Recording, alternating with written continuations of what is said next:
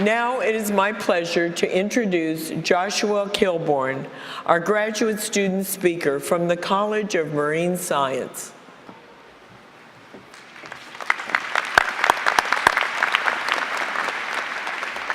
Thank you, President Genschaft. Good evening, graduates, families, friends, and esteemed guests. It is an honor to be here tonight addressing you all. We are here, of course, to celebrate the successful completion of new courses of study and also of new beginnings. But we do it amid a growing storm, and I would be remiss not to address what I believe are our obligations as scholars to the free society of people that has enabled our significant education and achievement.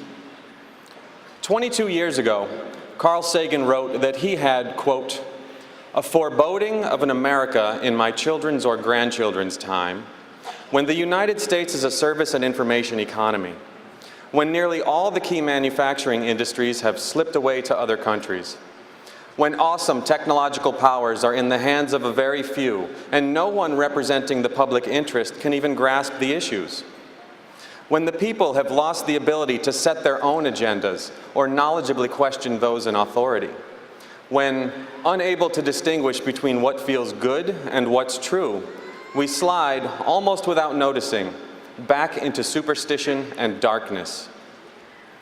That was published in 1995. And while I hope you find, as I do, parts of Sagan's vision to be strikingly, alarmingly familiar to our world of 2017, I hope you will also agree that our current situation is not as dark as he painted it, at least not as yet. And this is where you come in. In an era of unprecedented access to information, communication, and resources, the waters of truth have been muddied. In the torrent of information, it is becoming more difficult to identify the substantiated facts, to distinguish the experts from liars, and to resolve who might be acting for the best interests of the many versus the few. As graduates of advanced courses of study at the University of South Florida, you carry with you the perspective and knowledge gained in your time here. You carry with you the long-learned lessons of your mentors and predecessors, as well as the new insights that you have had and that build off of their work. You carry with you an understanding of the value and payoff of critical thought, rigorous fact-checking, deep inquiry, and creative solutions.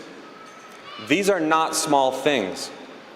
Rather, they are at the core of civil society, and they are the essential building blocks of our responsibility as scholars to the society that has granted us the peace and security in which to study our chosen fields.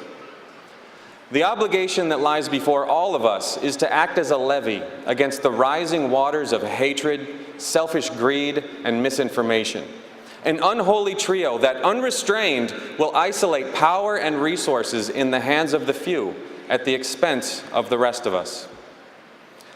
My fellow graduates, we must use our education and expertise to better the position of all humankind, as none of us is in this alone. When Dr. King said in 1964 that all life is interrelated, and in a real sense we are all courting an inescapable network of mutuality, tied in a single garment of destiny, he was talking about social justice and equality, an area in which we are still glaringly falling short. But we can also add to our garment of destiny environmental considerations. Think of the growing severity of floods, droughts, wildfires, hurricanes, and the decimation of both terrestrial and marine resources. And we can add, too, something that is a daily concern, the issue of common decency and kindness to others. Somehow, the internet, as powerful a tool for the dissemination of knowledge as it is, has allowed us to be exceptionally cruel to one another. Perhaps it is because we are no longer looking each other in the eye and recognizing that we share a common humanity, that we are all struggling to understand what it means to be alive on this planet. But we have choices. We do not have to continue along this path of e-hatred, environmental calamity, and social division.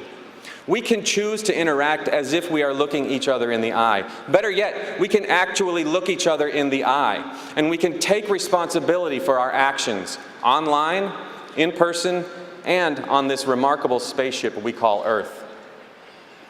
Now, I do not believe that anyone truly wants to slide into Sagan's nightmare world of superstition and darkness, and I do not believe we have to.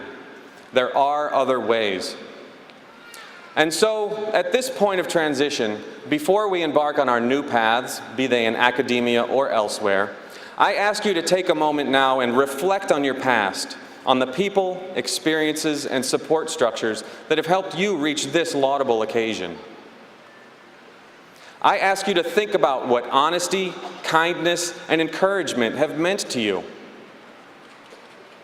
And I ask you especially to think of the teachers and guides who have served you on your quest for knowledge and understanding. This is who we are now to others. This is what education and mastery in the arts, humanities, and sciences are to civilization. I beseech you not to forget that you are stewards of truth and knowledge. Be aware that how you go forward may very well impact our collective future and that of the planet. May you do it with strength, compassion, and grace. Know that I am honored to be among your ranks.